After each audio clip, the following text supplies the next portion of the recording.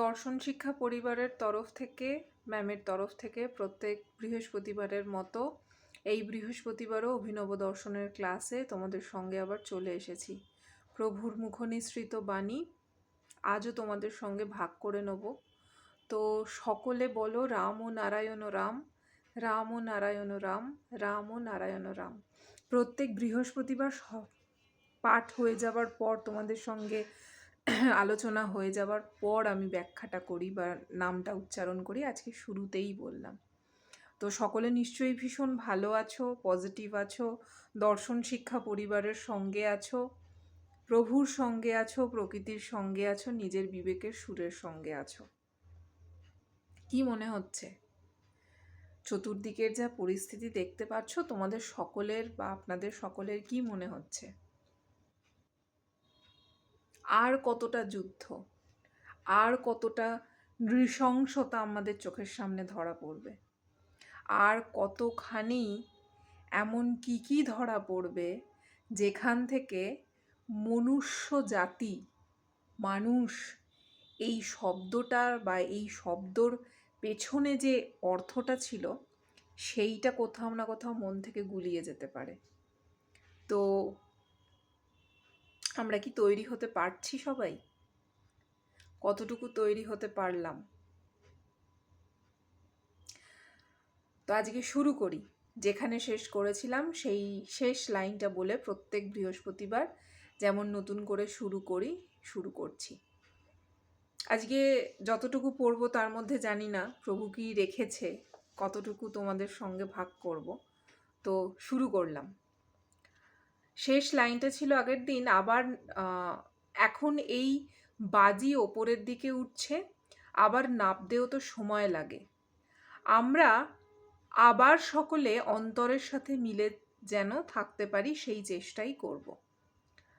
মানে এটা সেই পরিপ্রেক্ষিতেই বলাটা হচ্ছিল যখন প্রভু এখানের এই কথাটা বলেছিলেন যে সবাইকেই যে একদিন যেতে হবে তা নয়। কেহ 20 বছর পরে যাবে, কেহ 50 বছর পরে যাবে, আবার এমনও আছে কেহ 70 বছর পরে যাবে। হাওয়াই বাজি সাঁ করে ওপরের দিকে উঠে যায়। এখন এই বাজি ওপরের দিকে উঠছে, আবার নাবতেও তো সময় লাগে। আমরা আবার সকলে অন্তরের সাথে মিলে যেন থাকতে পারি সেই চেষ্টাই করব। আগের দিন এখানে শেষ করেছিলাম, আজকে যেখান থেকে শুরু হবে। সামনের বছর এটা কিন্তু সেই সময়কার কথা হচ্ছে, সেই যে প্রথম যখন এই মেসেঞ্জারের টপিকটা শুরু করেছিলাম সেইখানের যে ডেটটা বলেছিলাম এটা সেই সময়ের কথা হচ্ছে। একটা দারুণ ব্যাপার, তোমাদের সঙ্গে যখন এখন আমি এটা পাঠ করছি, পেছনে বাবা আছে, বাবাও শুনছে, তোমরাও শুনবে যখন প্রত্যেকে শুনবে, এবং সাথে সাথে আর একজনও আছে, কোনো একটা বোধহয় মশা বা কোনো একটা, হ্যাঁ মশা আছে, আর একটা পোকা আছে, এরাও কিন্তু শুনছে। এটা খুব হাস্যকর শুনতে লাগবে, কিন্তু এই মশার দেহটার মধ্যে যে আত্মাটা রয়েছে সেও শোনার চেষ্টা করছে। তাদেরও কিন্তু একটা দারুণ ঘ্রাণ শক্তি, অনুভবের শক্তি, একটা অন্যরকম শক্তি আছে, যে কারণে মনুষ্য দেহের রক্তটা তারা খেতে পারে। যে পোকাটা এসছে সেই পোকাটা কন্টিনিউ যেখানটা থেকে শুরু করব, মানে এটা এটা এটা এটা না শেয়ার নাও করতে পারতাম, এটা ভাগ নাও করতে পারতাম, কিন্তু এই কারণেই এটা বলার, আমার বহু পুরনো বেশ কিছু ভিডিওতে আগে এই কথাটা খুব বলতাম যে তুমি যে রাস্তাঘাটে হাঁটছো বা তোমরা যে রাস্তাঘাটে হাঁটছো, রাস্তায় কত পোকা মাকড় কীট পতঙ্গ থাকে। আমরা কি রাস্তা দেখে দেখে হাঁটি? প্রতিদিন প্রতিনিয়ত মনে মনে পাপ তো করছি। প্রভু আবার পাপ পুণ্যর কথা কিন্তু বারণ করেছে, পাপ পুণ্যের কথা কিন্তু প্রভু ওইভাবে বলেনি, কিন্তু আমরা যে না জেনে ভুলটা করছি তার ক্ষমা আছে। তো সেই জন্যই হঠাৎ করে পোকামাকড়ের কথাটা মনে হলো যে না একবার বলি তোমাদেরকে। তো যাই হোক, যেখানে শুরু করছিলাম সেটা হচ্ছে এটা সেই সময়ের কথাতে প্রভু বলছেন, সেই সময়ের কথাটাই তোমাদের সঙ্গে ভাগ করছি। সামনের বছর সুস্থ শরীরে সব দিক থেকে যদি টিকে থাকতে পারি তবে আবার জন্মদিনে মিলিত হব। শরীর অসুস্থ, গলা ধরে গেছে, এত ব্যথা এই ক্লাস শেষ করে এলাম, মানে প্রভু সেই সময় ক্লাস শেষ করে সবাইকে ঘরোয়া ক্লাসে আলোচনা করে শেষ করেছেন। গলাটা ওনার ব্যথা ছিল। সবচেয়ে ব্যথা হচ্ছে ভুল বোঝাবুঝির রাজত্বে থাকা। এবং গলা ব্যথার কথাটা যখন প্রভু বললেন, তার সঙ্গে সঙ্গেই কথাটা বললেন যে সবচেয়ে ব্যথা হচ্ছে ভুল বোঝাবুঝির রাজত্বে থাকা। জীবনে একটা কথা মনে রাখবে, যখন যার ওপর ভুল বুঝবে, প্রভু বলে দিচ্ছে কথাটা যে তোমরা ভুল কিন্তু বুঝবে, সেই জন্য এইভাবে ব্যাখ্যাটা করছেন যে জীবনে যখন যার ওপর ভুল বুঝবে, যে কথায় ভুল বুঝবে, কথাটা আগে জেনে নিও। যত ভালোবাসার জনই তোমাকে বলুক, ভুল বোঝবার আগে প্রকৃত কারণটা জানতে চেষ্টা করো। আমার খুব কাছের কোনো একজন ব্যক্তি, সে আমারই আরেক কোনো কাছের ব্যক্তির নামে সে কিন্তু একটা কথা বলল। আমি যদি সেটাকে পরখ করে না নিই, ওই কাকে কানটা নিয়ে চলে গেল বলে কি আমি মেনে নেব? বা আমাকে যদি কেউ বলে যে ওর একটা নাকের একটা পোর্শন না ভোঁতা, নাক ভোঁতা হয় নাকি, তাহলে এই শব্দটার মধ্যে কতখানি ভুল আছে। নাক চ্যাপ্টা হতে পারে, মুখটা গোল হতে পারে, চ্যাপ্টা হতে পারে, নাক ভোঁতা হয়। অনেকে বলবে হ্যাঁ কেন হয় না, আপনার নাকটাই তো ভোঁতা। তো এইরকম মজার ছলের কিছু কথা এই কারণে বলছি।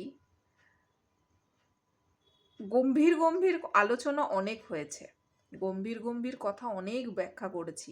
হয়তো পরবর্তীকালে প্রভু যদি চায়, সেই মন বুদ্ধি দ্বারা ভেতর থেকে সেরকম গম্ভীর কথা অনেক আসবে। কিন্তু যদি সত্যিকারের আমি কাউকে ভুল বুঝতে না চাই, বা কেউ যদি আমার সম্পর্কে কোনো কথা আমারই আরেকজন কোনো কাছের মানুষের কাছে বলে থাকে, এবং সেটা যদি আমি অস্বীকার করতে চাই, অস্বীকার মানে কি, আমি যাচাই করে নিতে চাই, কারণ তাকে ভুল বুঝতে গেলে মনকে তৈরি করতে হবে, মনকে বোঝাতে হবে যে ওই মানুষটা আমার সম্পর্কে এইরকম কিছু বলে। এই কথাটা প্রভু বলছে যে তোমরা ভুল বুঝবেই একে অপরকে, কিন্তু ভুল বোঝাবুঝির আগে তোমরা একটু যাচাই করে নাও। সে তোমার যত ভালোবাসার জনই তোমাকে এসে বলুক যে জানিস তো তোর সম্পর্কে না, বা তোমার সম্পর্কে না, বা আপনার সম্পর্কে না সে এই রকম কিছু বলছে। আইনস্টাইনও কিন্তু স্বীকার করেননি, তিনিও বলেছিলেন যাচাই করতে, পর্যবেক্ষণ করতে। তুমি তখনই পরিপূর্ণতার দিকে এগোবে যখন তুমি পর্যবেক্ষণের সূত্রে হাঁটবে। আমাদের প্রত্যেকটা অনুভূতির ক্ষেত্রেও তাই। এবং প্রভুও কিন্তু এই একই জিনিস বলে গেছেন। তারপরে বলছেন, যত ভালোবাসার জনই তোমাকে বলুক, ভুল বোঝবার আগে প্রকৃত কারণটা জানতে চেষ্টা করো, তারপর সেটা গ্রহণ করো। আগেই ভালোবাসার জন বলল বলে বিশ্বাস করবে না। কথাটা আগে জানতে চেষ্টা করো। একটা কথা মনে রেখো, জীবনের প্রত্যেকটি অবস্থায় যদি এই কথাটা মেনে চলতে পারো, তবে অনেক শান্তি পাবে। শান্তি কোথায়? শান্তিটা ঠিক আমরা কোন অবস্থায় গিয়ে মনে করি যে আমি শান্তি পেয়েছি আর আমি শান্তি পাইনি, বা আমার একটু শান্তির দরকার? কোন অবস্থাটায় গেলে? যখন আমি শুধু বাইরে থেকে নই, আমি অন্তর থেকে, এই অন্তরটা কোথায় দেখব? কোথায়? এখান থেকে পুরো চিরে ফেলবো একদম, আমি কি আমার অন্তর খুঁজে পাবো? আমার অনুভূতিতে, আমার বিশুদ্ধ চক্রতে, ঠিক বিশুদ্ধ চক্রের নিচে যদি আমি আরেকটু নামি, মূলাধার, স্বাধিষ্ঠান, মণিপুর, অনাহততে যদি আমি আসি, আমি যদি বিশুদ্ধর অনাহতর মধ্যিখানের চক্রের যে অবস্থানগুলো, এবং সেখানের প্রত্যেকটা কোষের যে খেলা, প্রত্যেকটা অনুভূতির যে খেলা, সেই খেলায় যদি আমি বোঝার চেষ্টা করি যে আমার এই খেলাটা কোথা থেকে শুরু হচ্ছে, আমি তখন অনুভব করতে পারবো যে শান্তিটা আমার বাহ্যিক শান্তির জন্য আমি বলছি যে আমি শান্তি চাই, নাকি আমার ভেতরের কোনো একটা অতৃপ্তি আছে বলে যে কারণে মনে হচ্ছে যে আমি শান্ত নই, আমার শান্তি চাই। তাহলে এই এই যে লাইনটা প্রভু বললেন যে জীবনের প্রত্যেকটি অবস্থায় যদি এই কথাটা মেনে চলতে পারো তবে অনেক শান্তি পাবে। আমি যখনই কিছু গ্রহণ করব আমি চেষ্টা করব সেটার একটু চুলচেরা বিশ্লেষণ করতে, অন্য কারুর সঙ্গে নয়, কিন্তু বিবেকের সঙ্গে চুলচেরা বিশ্লেষণ করতে। বিবেক, তোমার তুমি তুমি আদতে কিন্তু সেই উত্তরটা নিজে থেকেই জানতে পারবে। তুমি যখনই প্রশ্ন করবে প্রকৃতি তোমাকে সাহায্য করবে, বিবেক তোমাকে সাহায্য করবে যে সঠিকভাবে উত্তরটা যেন তুমি পাও, এবং তুমি উত্তরটা পেতে বাধ্য। কিন্তু তোমাকে ওই অনুভূতির ওই চক্রগুলোর খেলাটাকে একটা ওই যন্ত্র দেওয়া গাড়ি হয় না, বাচ্চাদের যন্ত্র দেওয়া পুতুল হয় না, দমটা দিয়ে দিতে হয়। তোমাকে দমটা আগে চালু করে নিতে হবে। টাইমারে যেমন আছে, যতক্ষণ টাইম আছে ততক্ষণে তুমি তোমার উত্তরটাও পেয়ে যাবে। প্রভুর একটা অসাধারণ কথা আছে, মৃত্যুর ঘড়ির কাঁটাটা টিক টিক টিক টিক করে উঠছে। ঠিক সময়টা যেই আসবে তখন কিন্তু তোমার আর কোনো রকম কোনো অজুহাতই শুনবে না। সময় আসবে, তোমাকে বডিটা ছাড়তে হবে। সব থেকে বড় ত্যাগটা মৃত্যুটা, তোমাকে এই বডিটা রেখে এখানে চলে যেতে হবে। তো তাহলে যদি আমার এত বড় ত্যাগটা আমি যদি করবার মতো করেই প্রকৃতি আমাকে রেডি করেছে, তাহলে সেই ত্যাগটা করার আগে আমার বাকি যে জ্ঞানটা দরকার, আমার বাকি যে সত্যের সত্যতার যে জ্ঞান, সত্যের সত্যতার জ্ঞান কোথায়? আমরা যতক্ষণ অজ্ঞানতার মধ্যে আছি ততক্ষণই আমাদের কাছে মায়া, মোহ, লোভ, লালসা, তামসিক গুণের মধ্যে আমরা বেশি থাকার প্রচেষ্টায় থাকব। ততোধিক প্রচেষ্টার মধ্যে থাকব যতক্ষণ না আমার জ্ঞানের আলোটা জ্বলে উঠছে। এবং সেই জ্ঞানের আলোটা জ্বলার জন্যই কিন্তু এই ছোট ছোট কিছু পদ্ধতি, যখনই আমার মনে কোথাও একটা অস্বস্তি আসছে, এমন কোনো একটা হয়তো আমি পরিবেশের মধ্যে আছি যেটা আমার অনুকূল নয়, আমার মানেটা কি, আমি যে সোল, আমি যে আত্মা, এবং এই বুঝটা যে মুহূর্তে আমার তৈরি হয়ে যাচ্ছে সেই মুহূর্ত থেকে আমি যখন দেহতত্ত্ব নিয়ে চুলচেরা বিশ্লেষণ করতে বসছি, আমি যখন জপে থাকছি, আমি যখন প্রত্যেকটা মুহূর্তে আমার ভেতরের সেই অনুভূতিটাকে ফিল করার নিজে থেকেই চেষ্টা করতে পারছি, সর্বোপরি আমি যখন সেটা দেখতে পাচ্ছি, এই দেখাটা অন্যরকম দেখা, তাহলে তো আসল গল্পটাই বলে দেওয়া যায়, তাহলে তো আসল গল্পটাই বলে দেওয়া হয়ে গেল, এরকম একটা ব্যাপার। তো যাই হোক, এই প্রত্যেকটা ধাপ যখন আমি পেরোচ্ছি তখনই কিন্তু আমার ওই শান্তি আর অশান্তি, পাপ আর পুণ্য, সঠিক আর বেঠিক, কোথায় কে কি করলো আর কে কি করলো না, তখন ভেতর শুধু একটা জিনিসই দেখবে, তুমি কোথায় অবস্থান করছো। তখন এমনি শান্তি কেন, তখন মুখ দিয়ে আর কোনো শব্দ চয়ন হবে না, তখন মনে হবে ওই অবস্থানটার মধ্যেই আমি থেকে যাই। যারা সাংসারিক,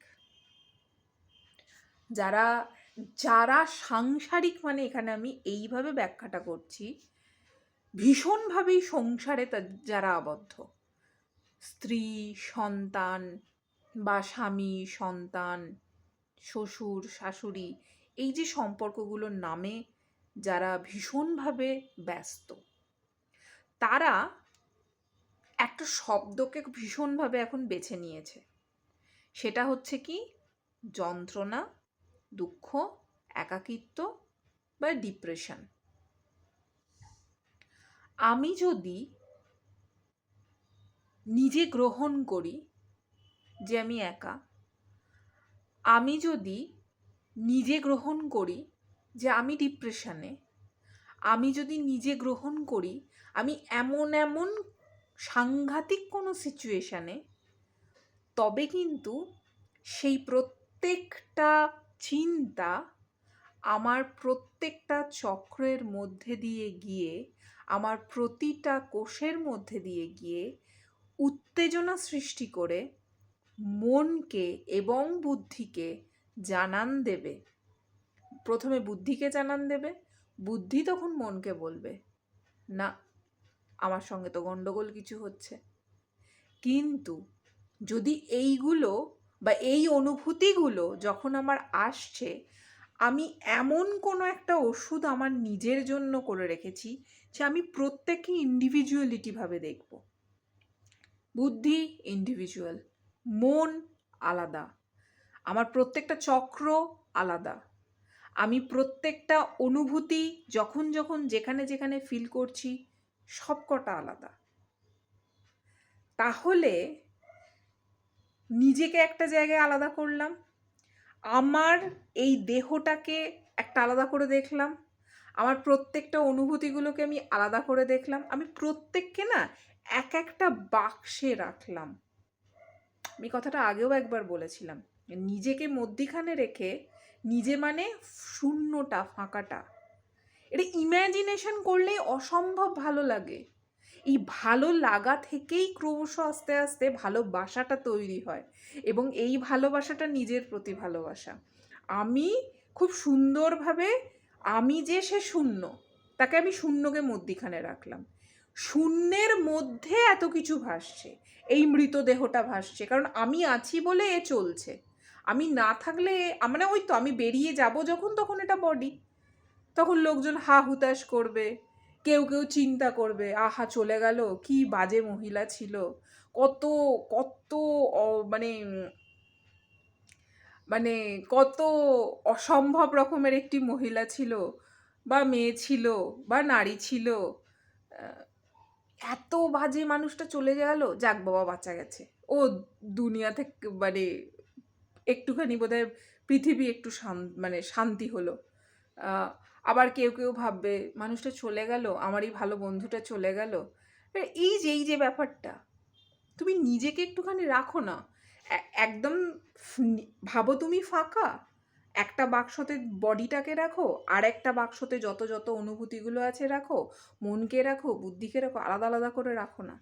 এবার রেখে দেখো তো কোথায় তোমার একাকিত্ব, কোথায় তোমার ডিপ্রেশন, কোথায় এমন কী কী অনুভূতি যেগুলো নিয়ে তুমি প্রতিনিয়ত নার্চার করছো, যেটার জন্য তুমি তোমার কর্মের জন্য যত যা কিছু গ্রহণ করেছো, ভালো গ্রহণ করেছো, খারাপ গ্রহণ করেছো, সেটা গিয়ে তোমাকে কোথায় ফেললো।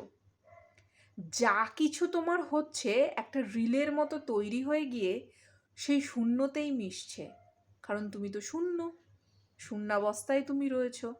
এবার শূন্যের কি কোনো মাপ হয় নাকি? শূন্যের কি কোনো পরিধান হয় নাকি? শূন্যের অন্ন, বস্ত্র সকল কিছু লাগে?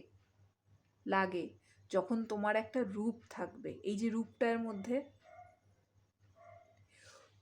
যত ডিপে ঢোকা যাবে, তত বেশি করে ওই এক এবং একের অধিক যে সমীকরণটা বা প্লাসে মাইনাসের যে সমীকরণটা, তখন দেখবে প্রত্যেকটা জায়গায় গিয়ে তোমার ইনটু ইনটু মানে গুণ হয়ে হয়ে হয়ে হয়ে সেটা বৃহৎ আকারে পৌঁছিয়ে একটা ভাস্ট জায়গায় দাঁড়াচ্ছ, এবং ভাস্ট জায়গাটা সেটাই হচ্ছে তোমার শূন্য। হয়তো আরেকটু ভালো করে বোঝাতে পারতাম, আজকে ঠিক এইটুকুই এলো ভেতর থেকে। ওই ভেতর থেকে যেটা আসে সেটাই তোমাদের সঙ্গে শেয়ার করি। ওই যে রাস্তায় তারা ডাকছে, তারপরে তারাও ডাকতে শুরু করে দিয়েছে আর কি, যে না এবারে আর আমরা শুনতে পাচ্ছি না, আমাদেরও কোটা কমপ্লিট। আজকে না খুব ছোট্ট করে ওই আগের দিনের মতো একটা ছোট্ট প্যারাই তোমাদের সঙ্গে ভাগ করলাম। প্লিজ এই জায়গাটায় কিছু মনে করো না, ওদেরকে তো আর কিছু বলতে পারি না, ওই সোলগুলো এখন খেপে উঠেছে, আত্মাগুলো। তো এইটুকুর মধ্যে যদি ভিডিওটাকে খুব কেটে কেটে বা শান্ত হয়ে যদি প্রত্যেকটা কথাকে একটু মনে করে শোনা যায়, তখন একটা জিনিসের কথা আমরা পাবো, একটা অর্থ আমরা পাবো। সেটা হচ্ছে শূন্যতার যদি কোনো ধ্বনি থাকে, শূন্যতার যদি কোনো নাদ থাকে।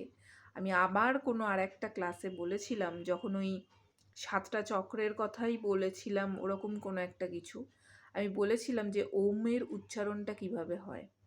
ওই যখনই ওমের উচ্চারণে আমরা মেতে যাব বা শূন্যতাতে যখন আমরা মেতে যাব, তখন প্রত্যেকটা অনুভূতিতেই মনে হবে হায় রে ভাই, কোথায় ডিপ্রেশন, কোথায় একাকিত্ব, আরে আমি তো একাই, এক যুক্ত আতিত্ব। বা অনেকে এক বা এক যুক্ত অতিযুক্ত অত্ত, এরকমও একটা ভাগ কেউ করে। মানে এটা কিন্তু সন্ধি বিচ্ছেদের বাংলা ব্যাকরণের নিয়ে আমি বলছি না, এটা সম্পূর্ণ একটা দার্শনিক অর্থে কথাটা বললাম। তো এই জায়গাটাতে যে আমি যদি নিজেকে মনে করি আমি এখানে রাখবো, তো আমি এখানে থাকবো। আমি যদি নিজেকে মনে করি যে না আমি এখানে থাকবো না, তাহলে আমি এখানে থাকবো না। এই হচ্ছে ব্যাপার। কারণ তুমি আদতে যে, সেইটা তো আর কোনোদিন কেউ অস্বীকার করতে পারবে না, স্বয়ং প্রকৃতিও অস্বীকার করতে পারবে না। প্রত্যেকটা ক্লাসের প্রত্যেকটা কথা যদি কেউ খুব ভালো করে অবজার্ভ করো, দেখবে প্রত্যেকটা কথার মধ্যে খেই হারানো আছে। এই খেই হারিয়ে যাওয়াটার মানেই তুমি একটা অসম্ভব ছন্দে দুলছ। আর সেই দোলাটা যারা যারা অনুভব করতে পারবে, যারা ফিল করতে পারবে, তারা বুঝতে পারবে যে কি মানে বলার চেষ্টা করছে আমার মাধ্যম দিয়ে প্রকৃতি, প্রভু। সকলে ভীষণ ভালো থাকো, পজিটিভ থাকো, দর্শন শিক্ষা পরিবারের সঙ্গে থাকো, প্রভুর সঙ্গে থাকো, প্রকৃতির সঙ্গে থাকো, নিজের বিবেকের সুরের সঙ্গে থাকো। দেখো, আর সকলে বলো রাম ও নারায়ণ রাম, রাম ও নারায়ণ রাম, রাম ও নারায়ণ রাম। নেক্সট ভিডিওতে তোমাদের সঙ্গে আবার দেখা হচ্ছে। আজকের মতো টাটা।